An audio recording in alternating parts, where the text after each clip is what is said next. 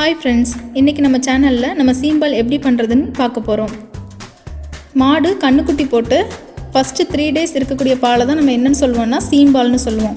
இதில் ப்ரோட்டீன் ரொம்ப ஜாஸ்தியாக இருக்கிறதுனால உடம்புக்கு ரொம்ப நல்லது. குழந்தைங்க பெரியவங்க எல்லாருமே சாப்பிடலாம்.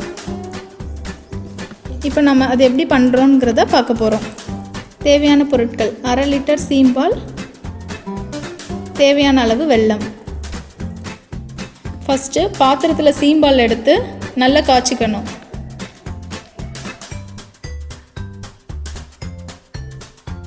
பால் கொதிக்க விடாத அளவுக்கு கரண்டி வச்சு கிளறி விட்டுட்டே இருக்கணும்.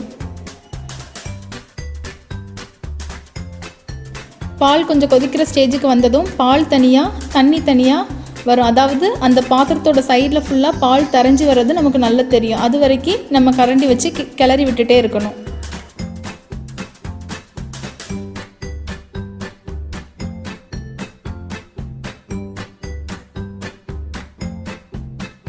நல்லா கொதிச்சு வந்ததுக்கப்புறம் நமக்கு தேவையான அளவு வெல்லத்தை இது கூட சேர்த்து நல்ல வெல்லம் கரையிற அளவுக்கு மிக்ஸ் பண்ணிக்கணும். வெல்லம் தான் சேர்க்கணும்னு கிடையாது, இதுக்கு பதிலாக சர்க்கரை, கருப்பட்டி சேர்த்துக்கலாம். வெல்லம் நல்லா கரைஞ்சதும் கேஸ் ஆஃப் பண்ணிடலாம். இப்போ நம்ம தயார் பண்ணி வச்ச சீம்பாலை வேற ஒரு பாத்திரத்தில் மாற்றி எடுத்துக்கணும். சுவையான ஆரோக்கியமான சீம்பால் தயாராகிடுச்சு.